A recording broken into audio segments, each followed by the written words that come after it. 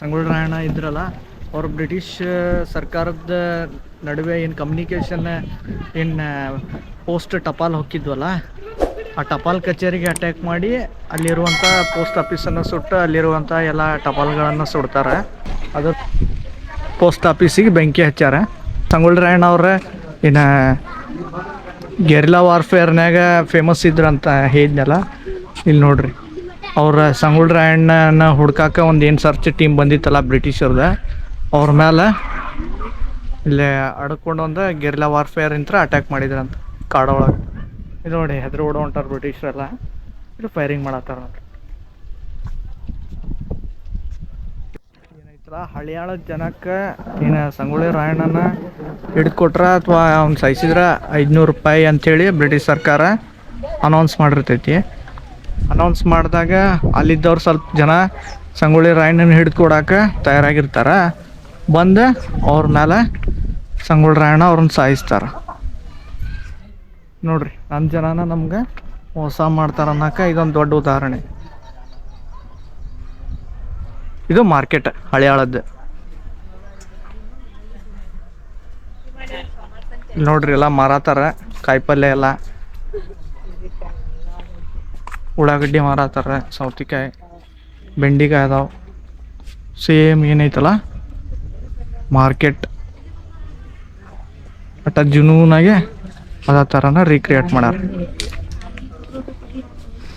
ಇಲ್ಲಿ ನೋಡ್ರಿ, ಯಾರೋ ಸಂತಿ ಮಾಡ್ಕೊಂಡು ಹೊಂಟ್ರ ಮನೆಗೆ.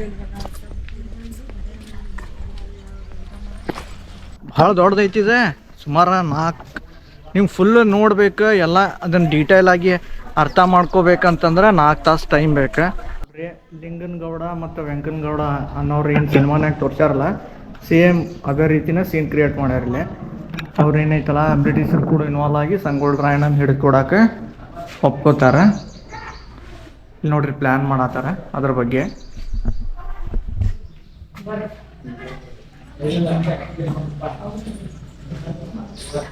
ರಾಯಣ್ಣವ್ರ ಅವ್ರೇನು ನದಿ ಒಳಗೆ ಏನು ಸ್ನಾನಕ್ಕೆ ಇಳಿದಿರ್ತಾರಲ್ಲ ಬೆಳಿಗ್ಗೆ ಟೈಮ್, ಆ ಟೈಮ್ನಾಗ ಇವ್ರ ವೆಂಕನಗೌಡ ಅನ್ನೋರೆಲ್ಲ ಅವ್ರ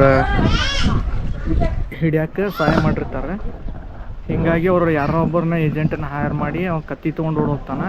ಆ ಟೈಮ್ನಾಗ ಬ್ರಿಟಿಷ್ಗೆ ಅಟ್ಯಾಕ್ ಮಾಡಿ ರಾಯಣ್ಣನ ಸೆರೆ ಹಿಡಿತಾರೆ. ಅಲ್ಲಿ ನೋಡ್ರಿ, ಕತ್ತಿ ತೊಗೊಂಡು ಓಡೋ ಹೊಂಟಾನೆ. ಇವರೆಲ್ಲ ಬಂದೂಕು ಮತ್ತು ಬರ್ಚಿ ತೊಗೊಂಡು ಅಟ್ಯಾಕ್ ಮಾಡ್ಯಾರ. ಇದ್ರೊಳಗೆ ಇನ್ನೊಂದು ಮೇನ್ ಪಾಯಿಂಟ್ ಏನಂದ್ರೆ, ಈ ಕಾಕಿ ಕಲರ್ ಹಾಕೊಂಡವ್ರೆಲ್ಲ ನಮ್ಮ ದೇಶದವ್ರ, ಬ್ರಿಟಿಷರು ಕೂಡ ಸೇರಿದಂಥ ಸೋಲ್ಜರ್ಸ್. ಈ ರೆಡ್ ಕಲರ್ ಏನು ಹಾಕೊಂಡಾರಲ್ಲ ಇವರೆಲ್ಲ ಪಕ್ಕಾ ಬ್ರಿಟಿಷ್. ಇವರು ನೋಡ್ರಿ, ನಮ್ಮೊಳಗೂ ಬ್ರಿಟಿಷರು ಇದ್ರ ಅನ್ನೋಕೆ ಇದೊಂದು ಉದಾಹರಣೆಗಳು. ಒಳ್ಳೆಯವ್ರು ಕೂಡ ಒಳ್ಳೆಯವರ ಸೇರ್ತಾರೆ ಅನ್ನೋಕೆ ಒಂದು ಉದಾಹರಣೆ.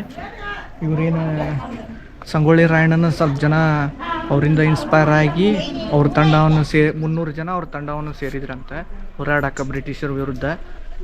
ಈ ಥರ ವ್ಯಕ್ತಿಗಳನ್ನು ನೋಡಿದಾಗ ನಮ್ಗೆ ಖುಷಿ ಆಕೈತಿ. ಮೋಸ್ತಿಂದ ಸಂಗೊಳ್ಳಿ ರಾಯಣ್ಣನ ಹಿಡಿದು ಕೊಟ್ಟ ನಂತರ ಅವ್ರನ್ನ ಅರೆಸ್ಟ್ ಮಾಡ್ಕೊಂಡು ಬಂದು ಇಲ್ಲಿ ಕರ್ಕೊಂಬರ್ತಾರೆ. ಅವ್ರಿಗೆ ಏನು ತಹಸೀಲ್ದಾರ್ ಕಡೆ ಅವ್ರದ್ದು ಏನು ಪ್ರೋಟೋಕಾಲ್ ಇರ್ತೈತಲ್ಲ ಅದನ್ನೆಲ್ಲ ಮುಗಿಸಿ ಅವ್ರನ್ನ ಜೈಲಿನಾಗ ಬಂದಿ ಮಾಡಿ ಇಡ್ತಾರೆ.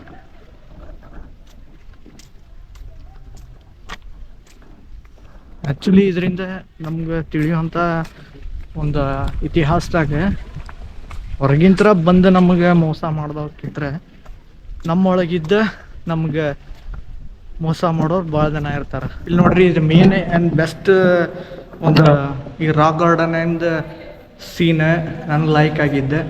ಇಲ್ಲೇ ಏನು ರಾಯಣ್ಣನವ್ರ ಕನ್ವಿಕ್ಷನ್ ನಡೆದೈತಿ, ಅವಾಗ ಅವ್ರು ಒಂದು ಸ್ಪೀಚ್ ಮಾಡ್ತಾರೆ, ಎಲ್ಲರ ಕಣ್ಣಾಗ ನೀರು ಬರುವಂಥದ್ದು. ಬ್ರಿಟಿಷ್ ಜಡ್ಜ್ ಅದಾರ, ಇಲ್ಲಿ ಅವ್ರ ವಕೀಲರ, ಮತ್ತು ಇಲ್ಲಿ ಏನದಾರಲ್ಲ ರಾಯಣ್ಣನವ್ರ ಒಂದು ಅಪರಾಧಿ ಸ್ಥಾನದಾಗ ಅವ್ರಿಗೆ ಬೇಡಿ ಹಾಕಿ ನಿಂದಿರ್ಸ್ಯಾರ. ಇಲ್ಲಿ ವಾದ ವಿವಾದ ನಡೆಸ್ಯಾರ. ಅಲ್ಲ, ಅವ್ರದ ಗೌರ್ಮೆಂಟ್ ಇತ್ತಲ್ಲ, ವಾದ ವಿವಾದ ಅಂತಂದ್ರೇನ ಬ್ರಿಟಿಷ್ ಸರ್ಕಾರದ ಮೇಲೆ ಯಾರು ಧ್ವನಿ ಎತ್ತಾರಲ್ಲ ಅವರೆಲ್ಲ ಕ್ರಿಮಿನಲ್ಸ್ ಅಂತ ಅವ್ರು ಕನ್ಸಿಡರ್ ಮಾಡ್ತಿದ್ರೆ. ಹೀಗಾಗಿ ಇವ್ರಿಗೆ ಡೆತ್ ಪೆನಲ್ಟಿ ಕೊಡ್ತಾರೆ. ಜನ ನೋಡ್ರಿ ಇಲ್ಲೆಲ್ಲ ತೀರ್ಪನ್ನು ತಿಳ್ಕೊಳಕ್ಕೆ ಕ್ಯೂರಿಯಾಸಿಟಿಯಿಂದ ಕೇಳ್ಕೊಂಡು ಕುಂತಾರೆ.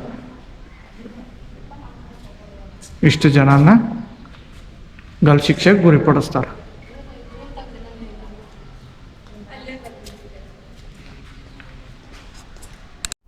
ಅಣ್ಣಾರು ನಮಸ್ಕಾರ ರೀ. ನಮಸ್ಕಾರ. ನಿಮ್ಮ ಹೆಸರು ಹೇಳ್ರಿ, ಯಾವ ಊರಿಂದ ಬಂದಿರಿ? ಬಸವರಾಜ್ ಬೂದಿಯಾಳ ಅಂತ ಕಬ್ಬೇನೂರು. ಕಬ್ಬೇನೂರನ್ರಿ? ಹಾಂ ಹಾಂ. ಹೆಂಗೆ ಅನ್ಸತೈತ್ರಿ ಬಂದಿಲ್ಲ ನಿಮ್ಗೆ? ಭಾಳ ಅದ್ಭುತ ವಾರ್ತೆ ಕೆಲಸ ಮಾಡಿದ್ದಾರೆ. ಈ ಕೆಲಸ ನೋಡಿದ್ರೆ ಮೊದಲು ಪಿಕ್ಚರ್ ನಾಟಕ ಮುಖಾಂತರ ಇತ್ತು, ಚಿತ್ರ ಮುಖಾಂತರ ಒಂದು ಜೀವನ ಚರಿತ್ರೆ ತೋರಿಸ್ಯಾರಂದ್ರೆ ಭಾಳ ಅದ್ಭುತವಾದ ಅಂದ್ರೆ ನಮ್ಮ ಮುಂದಿನ ಪೀಳಿಗೆಗೆ ನಮ್ಮ ಪೂರ್ವಜರ ಇತಿಹಾಸನ ಈ ಇತಿಹಾಸ ಅಗದಿ ಗುರುತು ಮಾಡಿಕೊಟ್ಟಂಗೆ ಕಣ್ಣಿಗೆ ಕಟ್ತಂಗ ಒಂದು ದೃಶ್ಯ ಮಾಧ್ಯಮದಾಗ ಅವ್ರಿಗೆ ತಿಳಿಸ್ತೇನೆ. ಅಂದ್ರೆ ಎಲ್ಲ ನಮ್ಮ ಯುವಕರು ನೋಡಿ ಇದು ಈ ಬುಕ್ ಓದಕ್ಕಿಂತ ಈ ಚಿತ್ರ ಮುಖಾಂತರ ನಾವು ನೋಡಿ ತಿಳ್ಕೊಬೋದಲ್ಲ. ಜಾಸ್ತಿ ನೆನಪು ಬರುತ್ತೆ ಇದು ಹುಡುಗರಿಗೆ, ಈ ಶಾಲೆ ಮಕ್ಕಳಿಗೆ, ವಿದ್ಯಾರ್ಥಿಗಳಿಗೆ ಅವರು ಅವಶ್ಯವಾಗಿ ಇದನ್ನು ಬಂದು ನೋಡಿ ಕೆಲಸ. ಬರೀ ಬುಕ್ ಓದೋದ್ರಿಂದ ನಾಲೆಜ್ ಬರ್ತೈತಿ, ಆ ಚಿತ್ರ ಮುಖಾಂತರ ಹೆಚ್ಚಿನ ನಾಲೆಜ್ ಬರ್ತೈತಿ ಮಾತನ್ನು ಈಗ ನಾವು ಹೇಳ್ತೀವಿ. ಮುಖ್ಯವಾದದ್ದಂದ್ರೆ ಈ ಪ್ಲೇಸಿಗೆ ಬಂದರೆ ನಿಮ್ಗೆ ಇಲ್ಲಿ ಹೋಟೆಲ್ ಮತ್ತು ನಿಮ್ಗೆ ಫುಡ್ ಫೆಸಿಲಿಟೀಸ್ ಏನೂ ಇಲ್ಲ. ನೀವು ಬರಬೇಕಾದ್ರೆ ನಿಮ್ಮ ಜೊತೆಯಿಂತ್ರನೇ ಏನಾರ ಕುಡಿಯೋಕೆ ಅಥವಾ ತಿನ್ನೋಕೆ ತೊಂಬರ್ಬೇಕಾಗ್ತೈತಿ. ಯಾಕಂದ್ರೆ ಇದು ಔಟ್ಸ್ಕರ್ಟ್ಸ್ನಾಗ ಇರೋದ್ರಿಂದ ನಿಮ್ಗೆ ಯಾವುದೇ ಥರನಾದಂಥ ಒಂದು ಫುಡ್ ಫೆಸಿಲಿಟಿ ಇಲ್ಲೇ ಸಿಗಂಗಿಲ್ಲ. ಸೊ ಇದೊಂದು ನೀವು ಧ್ಯಾನಾಗಿ ಇಟ್ಕೋಬೇಕಾಕೈತಿ. ಫರ್ದರ್ ನೆಕ್ಸ್ಟ್ ಏನು ಮುಂದೆ ಇಂಪ್ರೂವ್ಮೆಂಟ್ನಾಗ ಇಲ್ಲಿ ಹೋಟೆಲ್ಸನ್ನು ಎಲ್ಲ ಮಾಡೋರು ಅದಾರ. ಇನ್ನೂ ಒಂದು ಸ್ವಲ್ಪ ಕನ್ಸ್ಟ್ರಕ್ಷನ್ ಸ್ಟೇಜ್ನಾಗ ಐತಿದೆ. ಜನವರಿ 18, 2024 ಉದ್ಘಾಟನೆ ಆಗೈತಂತೆ. ಈಗ ಉದ್ಘಾಟನೆ ಆಗಿ 6 ತಿಂಗಳಾಗೈತಿ ಮಿನಿಮಮ್. ಸೊ ಇನ್ನೂ 1 ವರ್ಷ 2 ವರ್ಷದಾಗ ನಿಮ್ಗೆ ಪೂರ್ತಿ ಒಂದು ಕಂಪ್ಲೀಟಾಗಿ ನೋಡೋಕೆ ಸಿಗ್ಬೋದು. ಇದು ನೋಡಿ, ಕುದುರೆ ಎಷ್ಟು ನಿಮ್ಗೆ ನ್ಯಾಚುರಲಾಗಿ ಕಾಣ್ತೈತಿ. ಈ ರಾಕ್ ಗಾರ್ಡನ್ನ ಏನೈತಲ್ಲ, ಗೊಡಗುಂಗ್ಸಿನ್ಯಾಗ ಒಂದು ರಾಕ್ ಗಾರ್ಡನ್ ಮಾಡಿದಾರಲ್ಲ, ಆ ರಾಕ್ ಗಾರ್ಡನ್ ಮಾಡಿದವ್ರೆ ಈ ಒಂದು ರಾಕ್ ಗಾರ್ಡನ್ನು ಇನ್ನು ಕಲಾವಿದರು ಐತಲ್ಲ ಅವರ ಒಂದು ಶಿಲ್ಪವನ ಅಂತ ಕೆತ್ತನೆಯನ್ನು ಮಾಡಿದಾರಂತೆ. ಅಲ್ಲಿ ಎಷ್ಟು ನ್ಯಾಚುರಲ್ ಆಗಿ ನಮ್ಗೆ ಒಂದು ಏನು ಶಿಲ್ಪವನದಾಗ ಇತಿಹಾಸನ ತಿಳಿಯೋಂಗೆ ಮಾಡಿದಾರಲ್ಲ. ಗರಡಿ ಮನೆಯನ್ನು ಒಂದು ಚಿತ್ರಣ ಮಾಡಿದ್ದಾರೆ. ಮೊದಲಿನ ಕಾಲದಾಗ ಎಷ್ಟು ಯುವಕರ ಸದೃಢವಾಗಿರ್ತಿದ್ರೆ ಮತ್ತು ಎಷ್ಟು ಕಸರತ್ತು ಮಾಡ್ತಿದ್ರೆ ಅನ್ನೋಕೆ ಇದೊಂದು ಉದಾಹರಣೆ ಆಗೈತಿ. ಪ್ರತಿಯೊಬ್ಬ ಯುವಕರು ಡೈಲಿ 1 ರಿಂದ 2 ಗಂಟೆ ಒಂದು ಅಂಗ ಸಾಧನೆಯನ್ನು ಮಾಡ್ತಿದ್ರು. ಅವಾಗ ಈ ಥರ ಒಂದೊಂದು ಕಲ್ಲು 100 kg ಆ ಥರ ಊಟನೂ ಮಾಡ್ತಿದ್ರೆ. ಆ ಥರ ಒಂದು ನ್ಯಾಚುರಲ್ ಆಗಿ ಅವ್ರದ್ದು ಫುಡ್ ಇತ್ತು. ಒಂದು ಅವರು ಅಗ್ರಿಕಲ್ಚರ್ ಮಾಡ್ತಿದ್ರೆ ಅದನ್ನು ಅವರು ಊಟ ಮಾಡ್ತಿದ್ರು.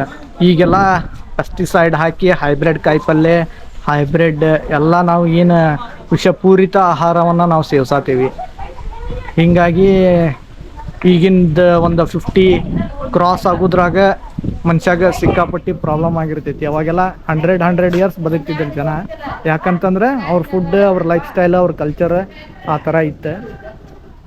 ಇವುಗಳನ್ನು ನೋಡಿ ಆದರೂ ನಾವು ನಮ್ಮ ಲೈಫ್ ಸ್ಟೈಲನ್ನು ಚೇಂಜ್ ಮಾಡಿಕೊಂಡು ಹೆಲ್ತಿಯಾಗಿರ್ಬೇಕಂತ ನಾನು ಹೇಳ್ತೇನೆ. ಇನ್ನೊಂದು ಏನು ಬೆಸ್ಟ್ ಅಂದರೆ ಈ ರಾಕ್ ಗಾರ್ಡನ್ ಅದ. ಇಲ್ಲೇ ವ್ಲಾಗ್ ಮಾಡೋಕ್ಕೆ, ವಿಡಿಯೋ ಮಾಡೋಕ್ಕೆ ಅಲಾವ್ ಕೊಟ್ಟಿದ್ದಾರೆ. ಇನ್ನೂ ಅದಕ್ಕೆ ಚಾರ್ಜಸ್ ಚಾಲೂ ಮಾಡಿಲ್ಲ. ಬಹುಶಃ ಈಗ 6 ತಿಂಗಳಾಗೈತಲ್ಲ, ಅದಕ್ಕೆ ಇನ್ನೊಂದು 1 ವರ್ಷ 2 ವರ್ಷ ಹೋದ್ರೆ ಈ ವಿಡಿಯೋ ಮಾಡೋಕ್ಕೆ ಮತ್ತು ವ್ಲಾಗ್ ಮಾಡೋಕ್ಕೂ ಟಿಕೆಟ್ ಇಡ್ತಾರೆ. ಇಟ್ಟಿಲ್ಲ ಈಗ ಸದ್ಯಕ್ಕೆ. ನಾನು ಆರಾಮಾಗಿ ವಿಡಿಯೋ ಮಾಡತ್ತೀನಿ. ಇದೊಂದು ಅಡ್ವಾಂಟೇಜ್. ಇದು ರಾಕ್ ಗಾರ್ಡನ್ ಏನೈತಲ್ಲ ತುಂಬ ದೊಡ್ಡದಿರೋದ್ರಿಂದ ನೀವು 2 ರಿಂದ 3 ತಾಸು ಕಂಟಿನ್ಯೂ ಎಲ್ಲ ನೋಡ್ಬೇಕಂದ್ರೆ ಮಿನಿಮಮ್ 3 ತಾಸು 4 ತಾಸು ನಿಮ್ಗೆ ಟೈಮ್ ಹಿಡಿತೈತಿ. ಹೀಗಾಗಿ ಇಲ್ಲಿ ನಡ್ನಡ್ಕ ಈ ಥರ ಕಟ್ಟಿ ಮತ್ತು ಸಿಟ್ಔಟ್ ಮಾಡಿದ್ದಾರೆ. ಅಂದರೆ ವಯಸ್ಸಾದವ್ರು ಅಥವಾ ಸ್ವಲ್ಪ ನೋಡ್ತಾ ನಿಮ್ಗೆ ಟೈರ್ಡ್ ಆತಂದ್ರೆ ನೀವು ಏನು ಸ್ವಲ್ಪ ರೆಸ್ಟ್ ಮಾಡಿ ಕುಂತು ನೀರದು ಕುಡಿದು ನೀವು ಮುಂದ್ಗಡೆ ಹೋಗ್ಬೋದು. ಈ ಥರ ಮಾಡಿದ್ದಾರೆ ನೋಡ್ರಿ. ನಾ ಈಗ ಆಲ್ಮೋಸ್ಟ್ ಅಲ್ಲಿ ಎಲ್ಲ ನೋಡಿದೆ. ಹೀಗಾಗಿ ಇಲ್ಲೇ ಸ್ವಲ್ಪ ನಾನು ರೆಸ್ಟ್ ಮಾಡಿ ಹೋಗ್ಬೇಕಂತ ಕುಂತಿದ್ದೇನೆ. ಶ್ರೀಮತಿ ಜಕ್ಕನಗೌಡ, ನಾವು ಹರಿಯಾಣದಿಂದ ಬಂದಿದ್ವಿ. ಇಲ್ಲೆಲ್ಲ ನೋಡಿ ಚೆನ್ನಾಗಿ ಅನಿಸ್ತು. ಇನ್ನೊಂದ್ಸರಿ ಬರೋಣ ಅನಿಸ್ತೈತಿ. ಇದನ್ನೆಲ್ಲ ನೋಡಿ ಮತ್ತೆ ಇನ್ನೊಂದ್ಸರಿ ಎಲ್ಲರೂ ಕರ್ಕೊಂಡ್ಬರ್ತೀವಿ. 360 ವ್ಯೂ ತೋರಿಸ್ಬಿಡ್ತೇನೆ. ಎಂಟ್ರೆನ್ಸ್ ಒಂದು ಕುಳಿದ್ರೆ ನಿಮ್ಗೆ ಈ ಥರ ಕಾಣ್ತೈತಿ. ಕೋಟೆದ ಎಂಟ್ರೆನ್ಸ್ ಐತಲ್ಲ ಆ ಥರ ಐತಿಲ್ಲಿ ಸೇಮ್ ಕಿತ್ತೂರು ಕೋಟೆ ಎಂಟ್ರೆನ್ಸ್ ಐತಲ್ಲ. ಈಗ ನಿಮ್ಗೆ ಕಿತ್ತೂರು ಕೋಟೆ ಒಡೆದೈತಿ. ಮೊದ್ಲದ ಚಲೋ ಇದ್ದಾಗ ಯಾವ ರೀತಿ ಇತ್ತು ಅನ್ನೋದು ಒಂದು ಫೀಲ್ ನಿಮ್ಗೆ ಇಲ್ಲೇ ಬರ್ತೈತಿ. ಲೈಕ್ ಫುಲ್ ಈ ಥರ ಕೋಟೆ ವ್ಯೂ. ಇಷ್ಟು ಜನ ಬಂದಿರ್ತಾರೆ ಡೈಲಿ.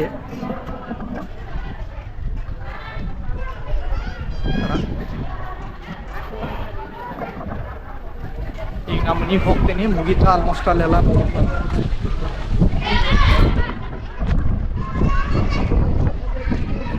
ಫುಲ್ ಕ್ಲೀನ್ ಐತಿ, ಹೈಜೀನ್ ಐತಿ, ಮೇಂಟೆನೆನ್ಸ್ ಮಸ್ತ್ ಇಟ್ಟಿದ್ದಾರೆ.